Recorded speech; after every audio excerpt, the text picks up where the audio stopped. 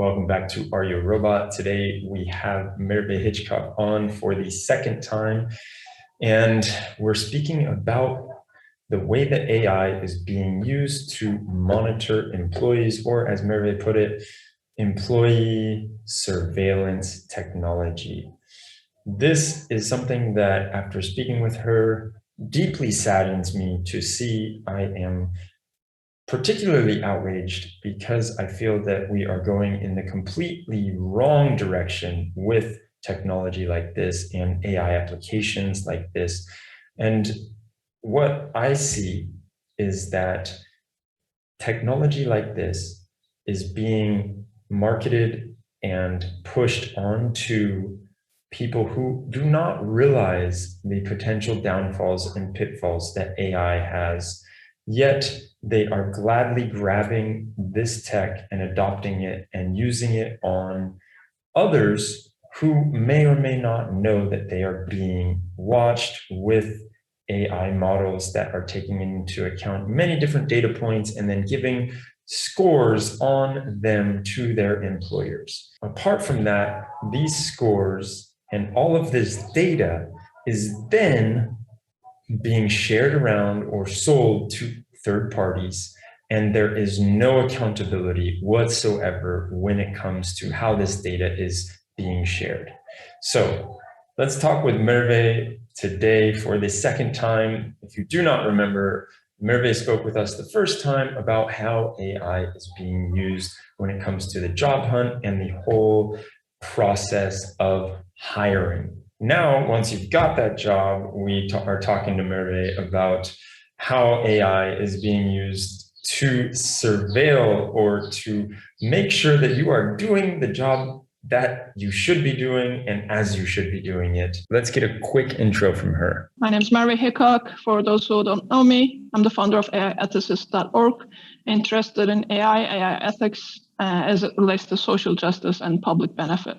If it is your first time listening to us, welcome. This is Are You a Robot? And it is a series where we aim to answer or at least talk about some of the greatest challenges and questions that stem from AI and related technologies. The way that we do that is by gathering the best and the brightest in their respective fields to come on here and talk to us about what it is exactly they feel is important in this moment in time, if there are any best practices that we should take away from what they know. They have the insider insight and these advantages of knowing much more than the average Joe about the specific fields. So they come on here, they share their lessons and their wisdom with us.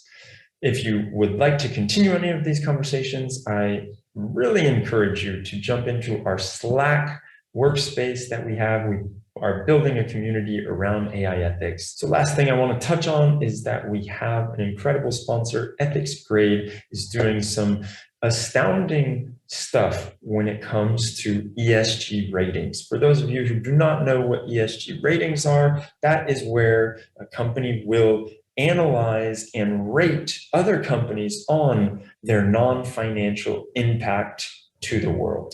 So EthicsGrade has rated many companies, and you can see all of the different companies that they've rated by going to their website and downloading scorecards. And what I love about these scorecards is you can find out what exactly is really going on when it comes to the data policies or the data governance that companies have, or the AI ethics that companies actually have, as opposed to what they market to the rest of us. So go to ethicsgrade.io and check that out, or just click the link in the description below. And now let's talk with Merve. Are you a robot?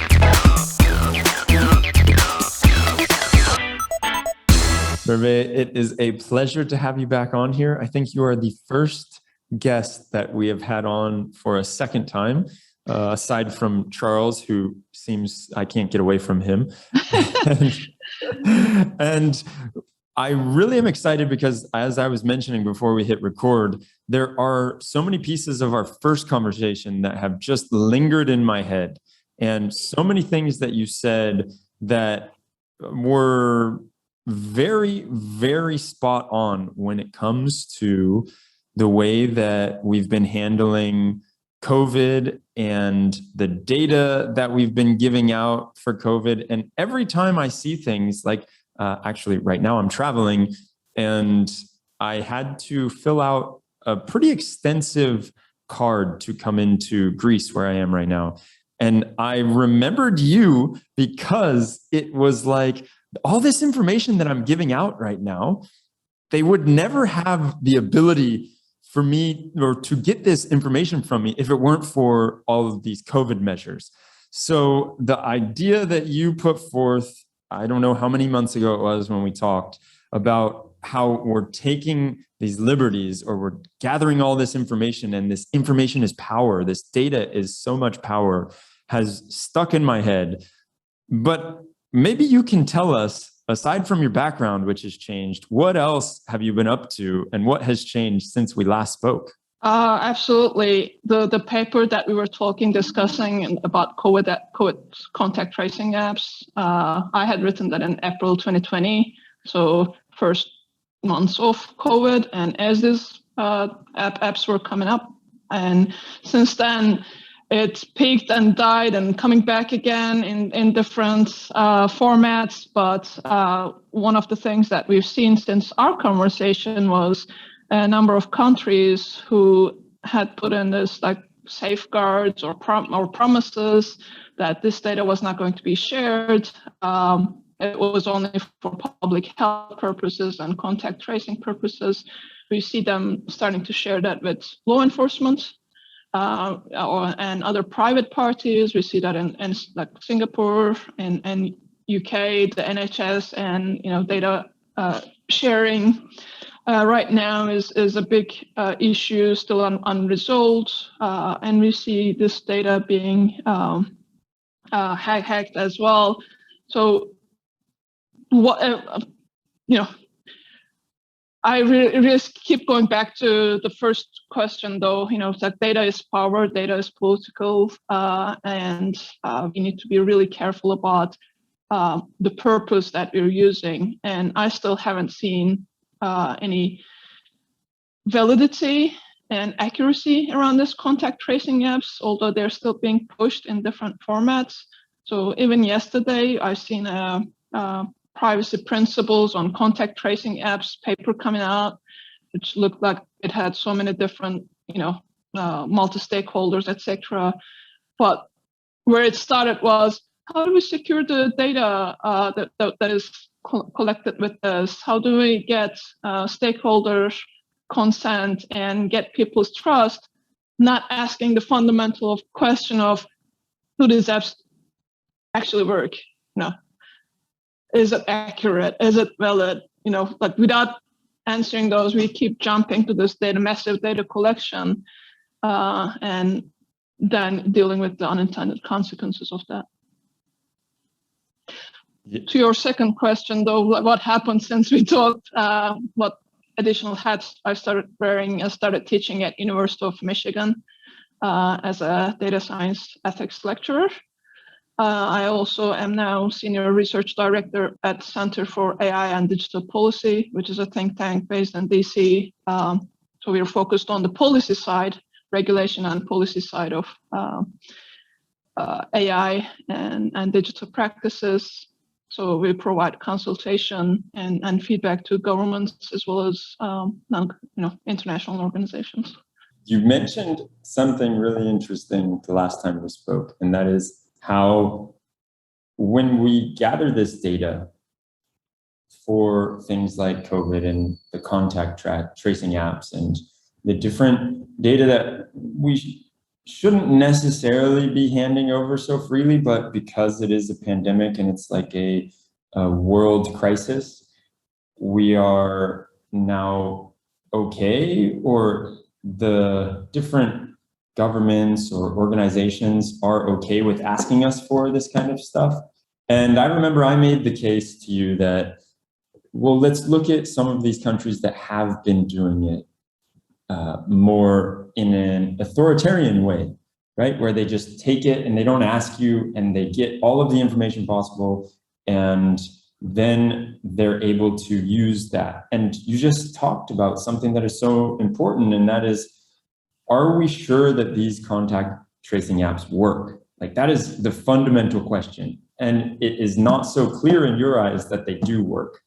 Is that something that, why do you think that? The first questions we always ask Metrios is, you might have heard of this before, just because we can, should we, right? Just because we can bring these apps up and do massive data collection and correlate, do network analysis, etc. Should we?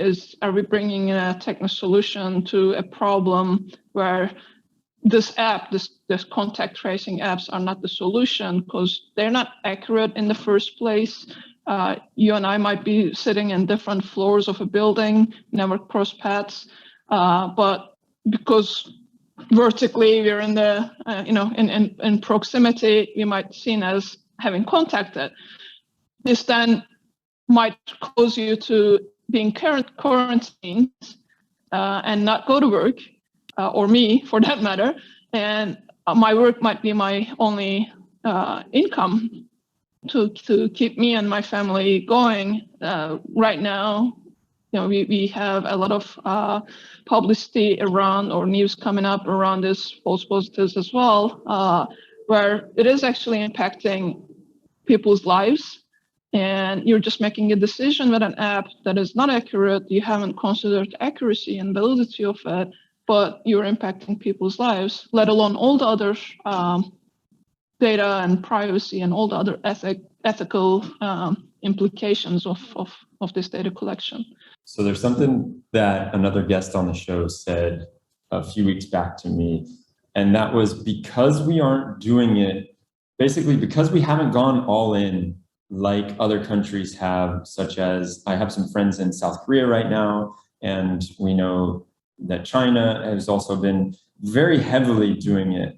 And what this person on the show said is that because we haven't gone all in on this kind of collection and contact tracing, we're essentially getting the worst of both worlds, because we're sharing the data, but we're not getting the supposed benefits of them. Exactly. If we knew that this actually worked, and we have scientific proof of it works, it contributes towards public health, public benefit, and putting the safeguards around that, I'm all in. To your point, we're getting the worst, and it's a power relationship as well, right?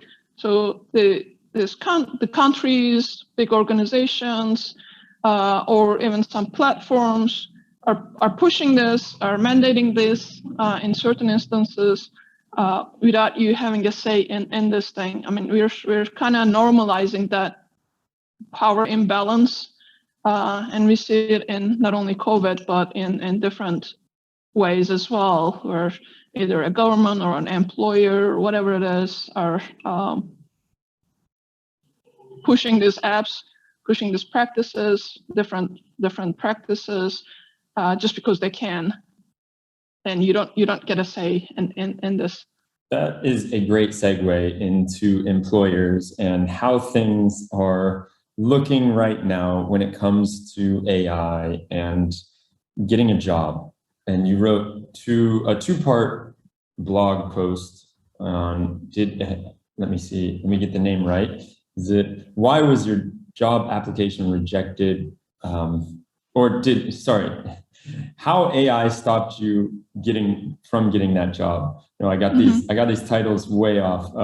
Sorry, so let me try that again. So that is a great segue into your two-part blog post, which was titled, "Why was your job application rejected?" And I think that we could probably talk about that a little bit and how AI right now, and of course, what you feel you didn't say in that first podcast that we had, how AI is being used and misused when it comes to getting jobs. Yeah, so in that first episode, the first time we talked about recruitment tools and biases embedded in some of these tools. Again, some have issues with bias, and some are outright unscientific. methods like facial analysis, sentiment analysis, etc. So we had talked about those stuff. But tying back to what we mentioned about COVID and its impact, there's also that part that you're impacted. The AI comes into the picture as you're an employee, right? So last time around, we talked about the recruitment piece. You're a job candidate, all the things that could go wrong, all the things that as an employer, as a vendor, as a candidate, we should be aware of and improve, etc. question. But there's also another piece that is an employee-employer relationship, and we see a lot of that in the employee surveillance, employee monitoring systems right now, which especially expanded since the beginning of COVID and with work from home, remote working arrangements. And I really would like to touch upon that. I'm a HR professional by trade, certified HR professional who has in time moved to AI and AI ethics world. But that piece of how we impact employees, because every one of us are trying to have a job, get a job, improve in our careers. So this impacts pretty much every one of us. And there will come a point in future where we are locking people from opportunities permanently and normalizing some of these practices. Okay, so it's probably good to start from the beginning for those who are unaware of how employee surveillance is working and what is going on right now. Absolutely. So especially with COVID, the whole work home life became more integrated and blurred the lines of what is private, what is work, and a lot of the companies adopted. And this was a practice, obviously, that had started long ago, but we've seen a serious rise in the practice throughout COVID, where companies start adopting surveillance tools to monitor their employees' productivity, or their personality, how risky they are, etc. The way it works is it might come in different ways, right? So you might have surveillance at work, at workplace, with the IoTs, the data that you collect through, sensors or IoT devices, cameras, biometric recognition systems, wearables, your geofencing activities, where you limit the geographic area where employees can be. You might have surveillance online.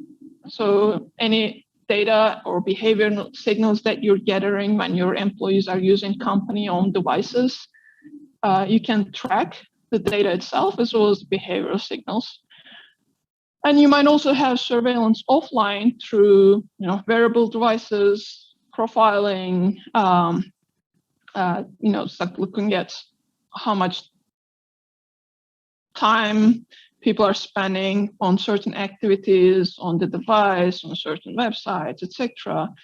With the wearable devices. So the employee might not be engaging in something during work hours, but you're getting information from other sources that that employee has provided data or is creating data. And we see employers moving more and more to gather more data, more monitoring on what their employees are doing and trying to create inferences or predictions about these.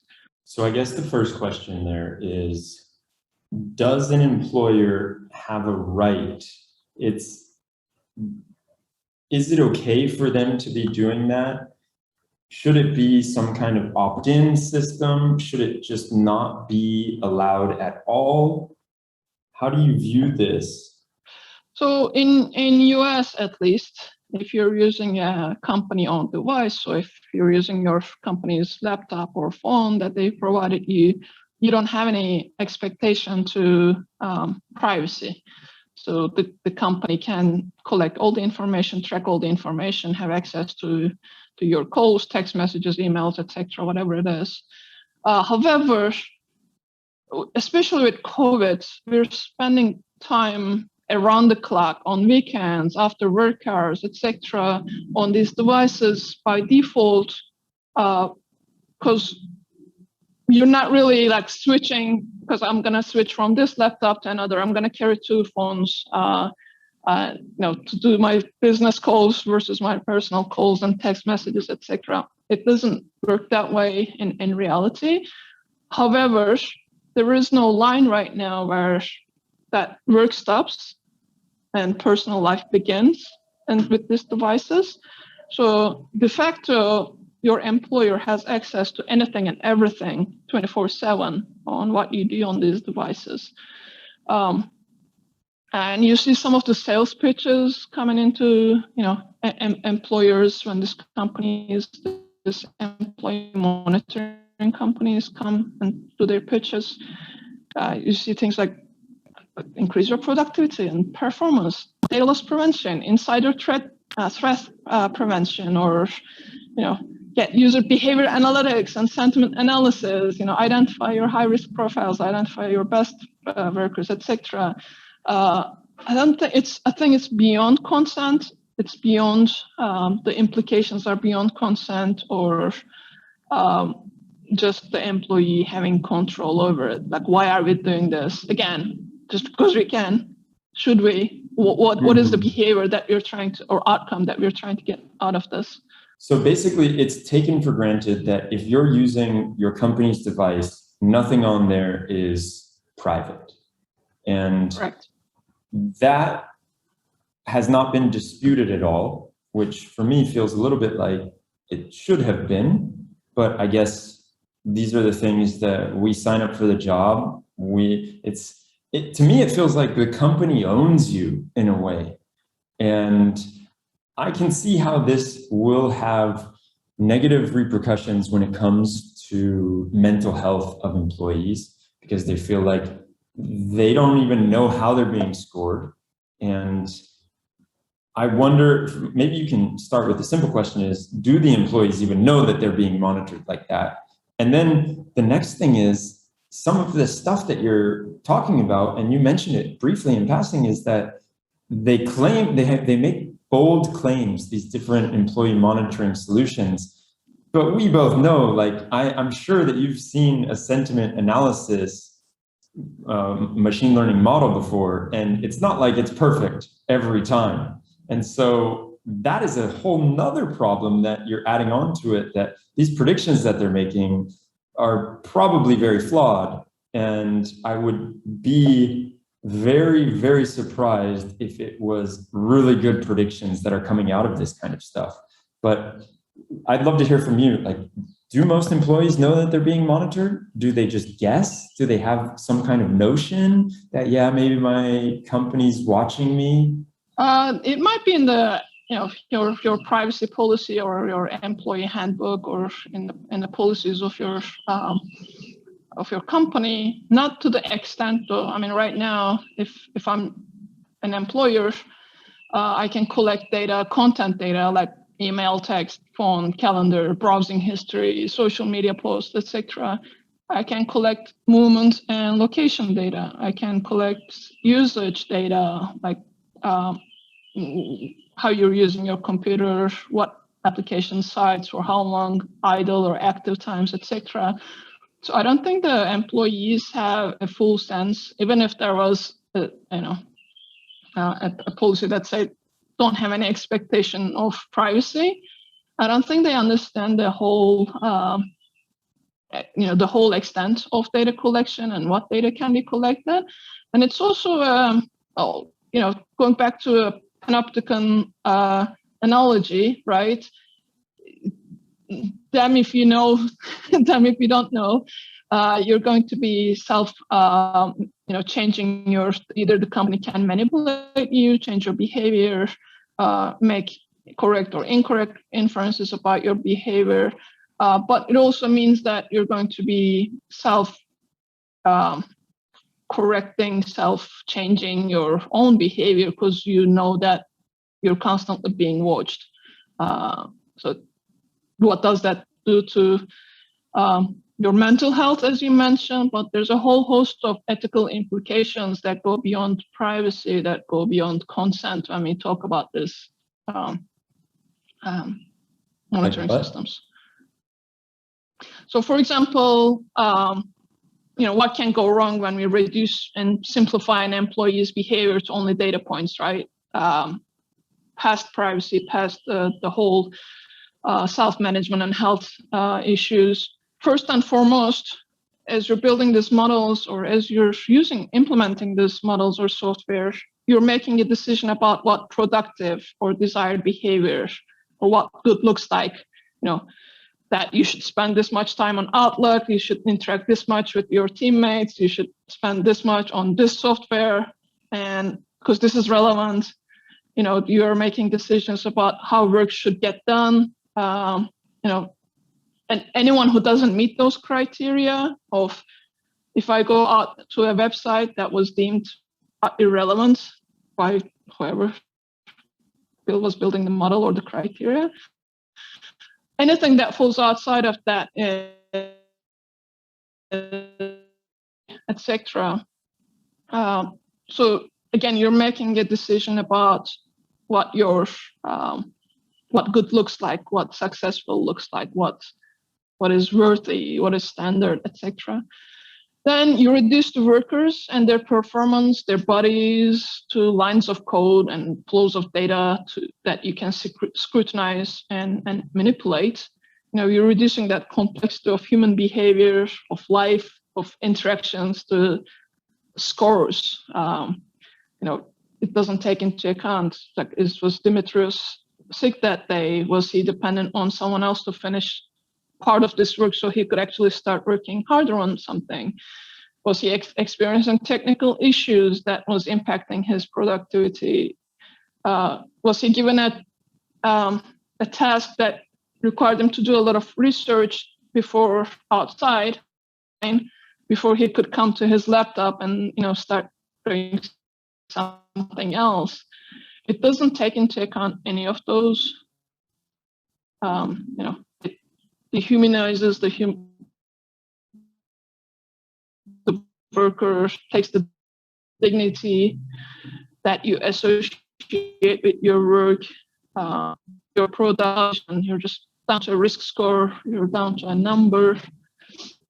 And it really, that datification will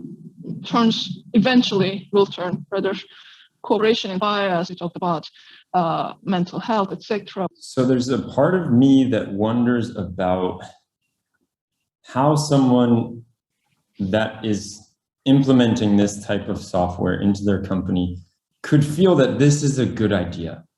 Because I am sure that we all know sometimes the best ideas, the best work comes from after you've sat around and done nothing for an hour or two, and then boom, you have those shower moments, right? I think they're even called like a shower idea or something like that. And so what you're talking about and vigilantly monitoring someone to make sure that they're just producing, it feels to me like it's very short-sighted. And you talked about how these different employee monitoring software companies, they market themselves by saying increase in productivity, knowing who's a threat.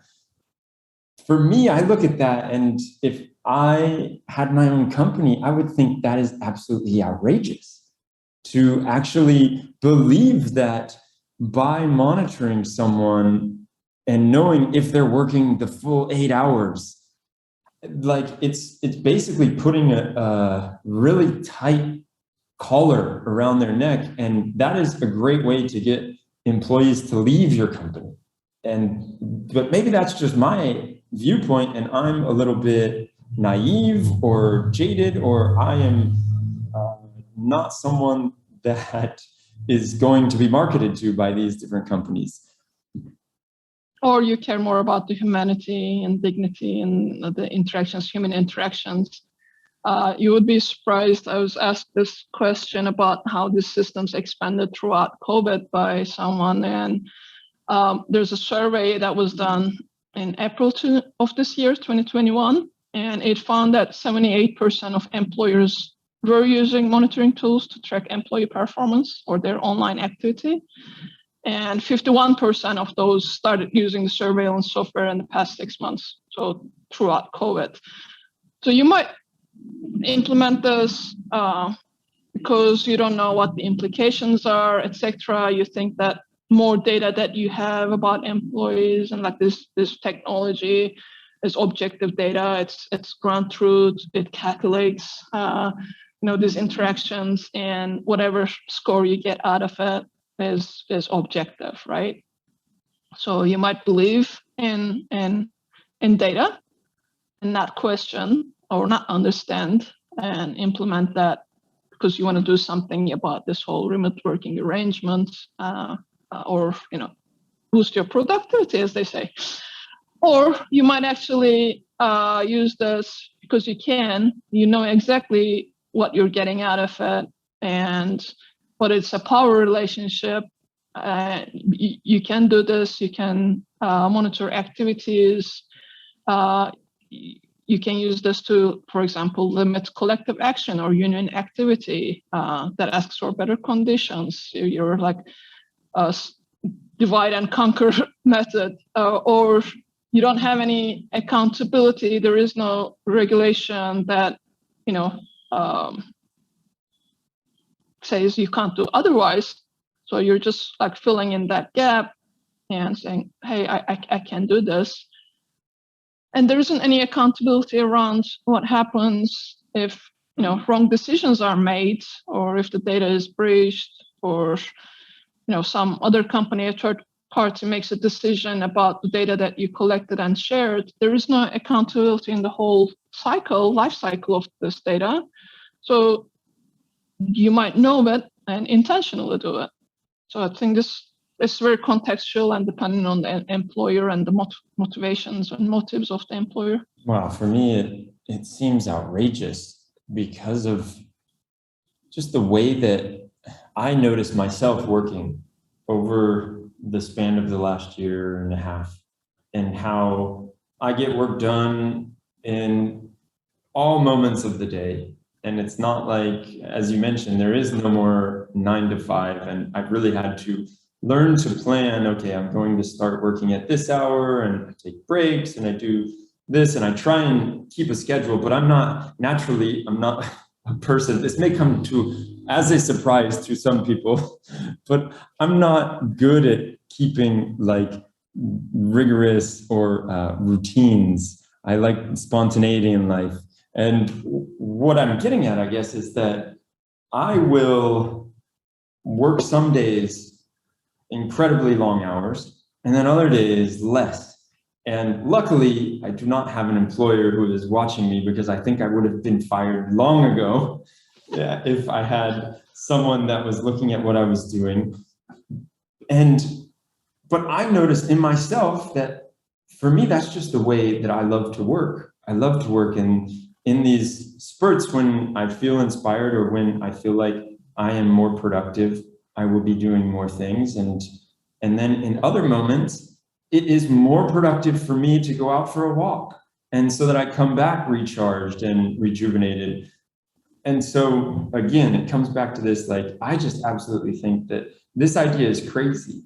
And this whole way of thinking about your employees is so foreign to me. And it reminds me of a lot of different companies that I've heard of. One company that wanted to go back into the office now that things are a little bit better. And so they decided to do the hybrid model of coming to the office a few days a week and then working from anywhere, or working from home really a few days a week. And one of the executives said, but the days that we come to the office, it has to be like Tuesday, Wednesday, and Friday. And one of the other executives said, Friday, I don't know, that's not the best idea, because, it's Friday, whatever. And the executive who proposed Friday said, it has to be Friday because otherwise nobody will work. And I think of that and I look at that and I say, yeah, but if they don't work hard on Friday, hopefully they're coming back to work on Monday fully recharged, and they're going to do double what they would have done by just pretending to work on a Friday. And so it all comes back to these ideas and the fundamentals of how you look at the workers, right? How are you trying to squeeze all of the juice out of them, squeeze everything you can out of them before they get burnt out and they eventually just crash? Or is it like, I'm trying to view them as another human being and view that they have needs and wants, and they also have ways of working that may or may not be different to mine. And it feels like these employee monitoring softwares really do not take any of that into account. Absolutely. I mean, you're spot on. You're not trusting your employees. You're just treating them, like reducing them to something that you can manipulate, exploit, and get the more benefit out of. And you're not asking them why they're working long hours, or like had an idea that come to their minds late at night or weekend, and they're on their computers working. You're asking them why they're not working during the work hours. It's that trust relationship that.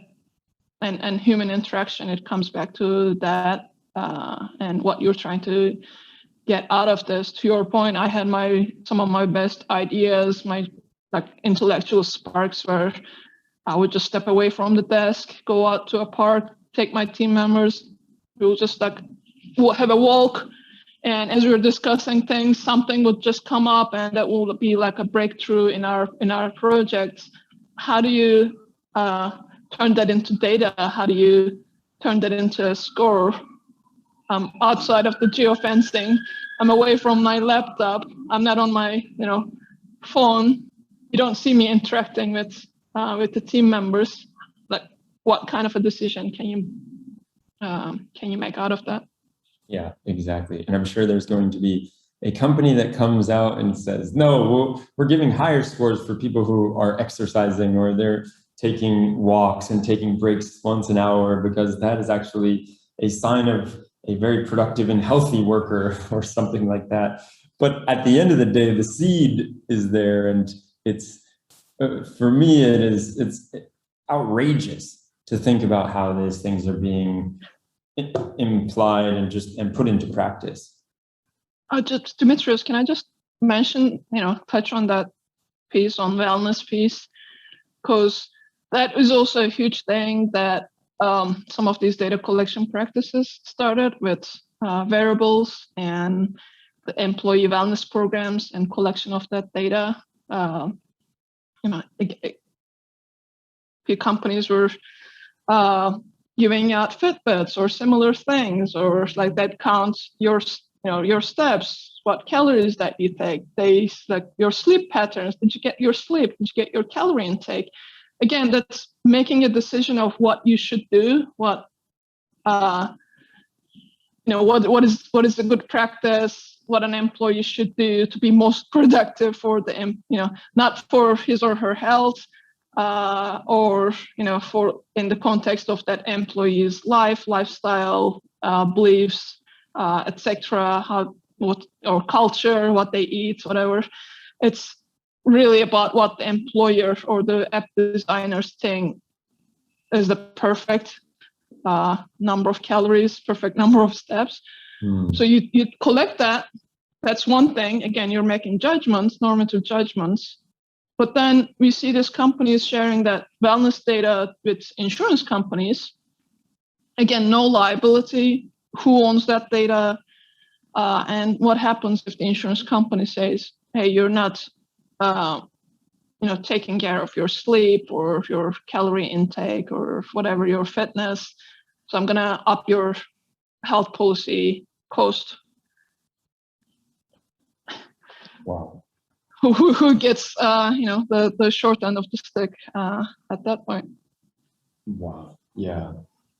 And so I guess that goes along the lines of what I was going to ask. And I wonder if there are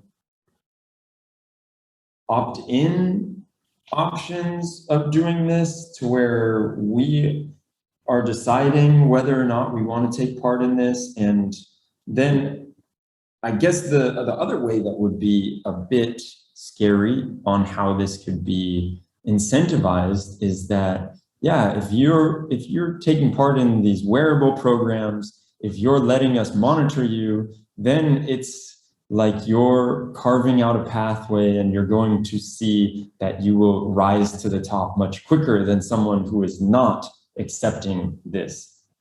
And have you seen that happening, or is that something that might happen in the future?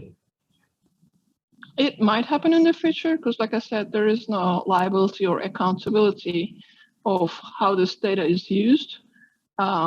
To your point, that might be unintentionally used to make biased decisions of, okay, this is what an employee who looks after themselves looks like, and these don't, and you don't understand the biased and discriminatory nature of that line of logic. Or you might actually use that if you were malicious, if you can intentionally use this data and this software to cover your discriminatory behavior. And you're hiding behind the opaqueness of the system, of the technology, saying, okay, this data is objective, this person is not taking care of themselves, or they're not collaborating with the rest of the team, they're not spending enough time on their laptops, etc. So, the computer said, the app said, this person has a high risk score, so I'm going to fire them. Or they have a high productivity scores, I'm going to promote them. So I can totally see intentionally some employers intentionally hiding behind these apps or software or risk scores to make those decisions.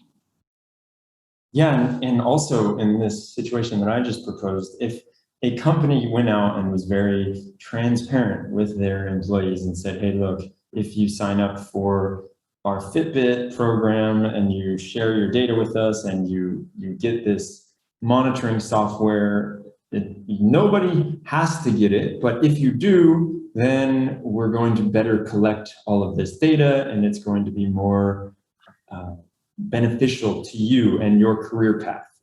Then even if I don't want to, I'm still going to have to, because if I want to rise in the ranks and I would like to get a promotion, then I have to be part of this program, right? I don't have a choice. Even if I think it's absurd and I think it's outrageous, I'm still going to take part in the program because of those other factors. Absolutely. Then it's not a choice, right? It's not about consent. It's not about opt-in, opt-out. It's not a choice.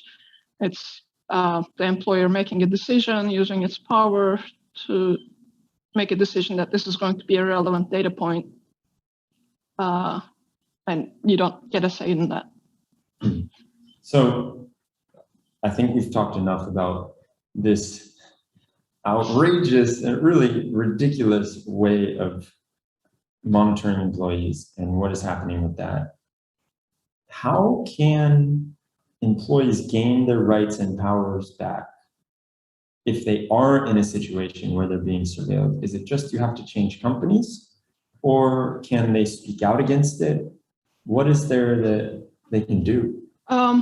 When we're talking about the implications of AI or big data, I always say individual action or individual reaction is not enough, because it's a huge power imbalance. Whatever you do as an individual, whether it's changing your settings, whether you're refusing to be subject to the stuff, wearing a Fitbit, or changing employers, it's all individual. It doesn't make a dent in the actual system, in how pervasive and ubiquitous the systems are. So you need, you need regulations around this who are going to, protect the employee's rights, and where that line is between what the employer can do and what they can't do. how proportional that data collection should be versus the intent or the purpose of the system, etc. But also on top of the regulations, we also need collective action. This is not an single employee decision. It needs to be a collective of whether it's unions, whether it's community, whether it's society saying, we are not okay with this. We cannot have, corporations or employers having this much of data collection and manipulation. We don't want it at work. We don't want it out in the streets. We don't want it in the schools. When you look at surveillance in general, it's so pervasive in every aspect of your life. You're being surveilled while driving your car, inside your car now. Your data is being collected while you're sleeping. It's so pervasive that we need more collective action and protection around this. So I guess the first step also would be to find out if you are being surveilled. If your company is one of these companies, out of the 75%, I think you said, of all companies surveyed, they were using this. So how can we find out if our company is one of these? Well, you can have the companies disclose in detail what they're using and what they're collecting. You can mandate that disclosure. However, that doesn't change. It's a bit like everyone says, we need transparency in terms of AI systems. Transparency in itself is not enough. I might make all kinds of discriminatory or biased decisions and be really transparent about it and not change my behavior, right? So we need transparency that is going to lead to liability and accountability as well, and a due process. Yeah, and as you also mentioned, the ways that you go about doing this, if you do go about doing this, you're probably not going to be looked at in a very nice light by these different employers. And who knows, maybe the app that they're using is even going to flag you as being a threat. They might, and you might say something on social media or employer review sites, so other employers might see what you mentioned. We're also seeing some employment record aggregators. So there's also software out there who would aggregate all your employment records across different employers, your work activities, your reputation, your compensation, etc. So they're aggregating all this data, and whatever your previous employer said about you or says about you can be shared with future employers. And you might or might not get a control of how that information is shared. It might be aggregated without your consent, or it might be aggregated with your consent, but without you understanding the overall implications of how that might be used. And is there any way for me to see what my past employers are saying about me? Depends on what your, not that I know of, unless you are in one of those aggregator data sets, and you can go back and see if they made any comments. But I think it's also what your future employers are going to be interested in, what kind of sources that they're looking at. And that's where it comes in with social media, where they're aggregating everything about me. They're aggregating my social media, they're aggregating what I said on Reddit or what I said on employee sites or job postings or whatever, or Glassdoor. And all of that is becoming available in one area. And so a potential employer or a recruiter can see that about me, and they can make decisions based on that. Correct. It's two separate practices towards similar ends.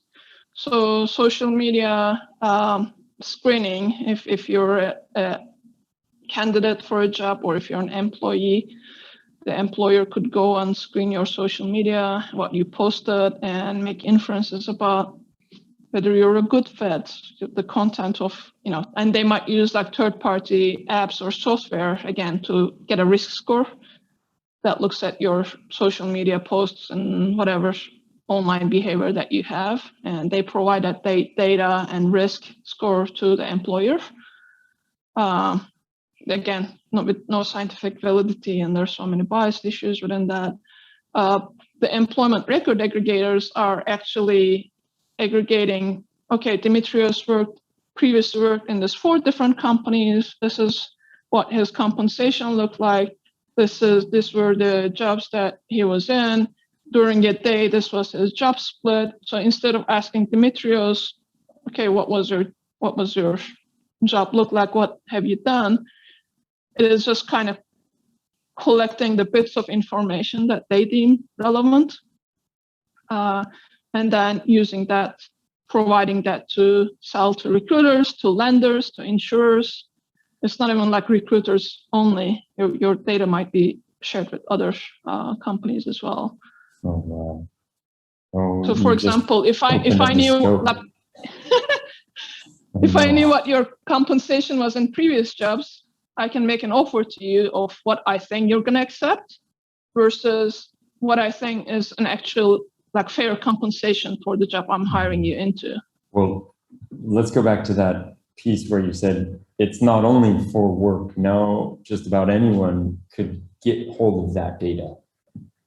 And so Yes. for lenders, or if I'm going for a loan, and then people can see my whole work history of all of my salary, they can make a better informed decision or plug that data into their machine learning model. Correct. And that former compensation data might be problematic because you worked in employers where there was a huge, say, gender pay gap. Your employer was biased against female workers, for example, and you constantly were paid less. And then the lender gets that data and is like, okay, this is what this person throughout their professional employment history, average what they got, this is what they're worth. I'm going to get this kind of like the jobs that say you're working on gig economy the whole time. They're like, okay, this person is not going to go into, for example, corporate environment. They make a decision that one is better than the other, and look at your income levels, and it's like, okay, this is what I should charge the person in terms of their interest rates or the credit line. Wow, that is incredible to know. And also, again, I think a huge piece of what you just said is really starting to click in my mind right now, and that is that there's no accountability on this. So that whether or not it's the apps, these employee monitoring software apps, or it's the actual employers sharing their data, sharing all of this data, no one is saying anything, and there's no regulation and there's no rules on how that data can be shared. Is that what you're saying? It is what I'm saying. At the end of the day, the technology, AI, is an artifact of, it's created by humans. We need to look at the humans and motivations of the humans or companies behind it, and why they're developing it, why they're implementing it, and who's benefiting from this. Because at the end of the day, one side is benefiting and one side is harmed and marginalized with a lot of these applications. But AI doesn't make that decision. It's just an artifact. It's us as humans and employers or whatever that are making like behind those decisions, and we need to question that and keep them accountable. Yeah, that's such a great point. We're codifying all of our biases, everything about our humanness into the AI, and then we're able to just put it at scale, and we really get to see those flaws and how they work. And so, okay, I've got another question for you that's kind of changing gears, and it is around the surveillance and how you talked about before. Surveillance is so prevalent and it's so pervasive right now in our lives. If you are in the UK, you are very, very familiar with all of what they call a CCTV, right? Everywhere that you go, you're being watched and it's accepted. And it's a known fact that there's cameras everywhere. And my question for you is around my friend who lives in South Korea, as I mentioned before, and she has 2 children who are ages 13 and 14. And she loves the fact that she loves the fact that it is so safe where she lives. It's a big city and it is very safe, and she can sleep easy at night knowing that her kids are out having fun with their friends until 11 or 12 at night, and they come home by themselves in a taxi on their own, no problem, because South Korea is so safe. And one of the reasons that she says it is so safe is because of all of this surveillance.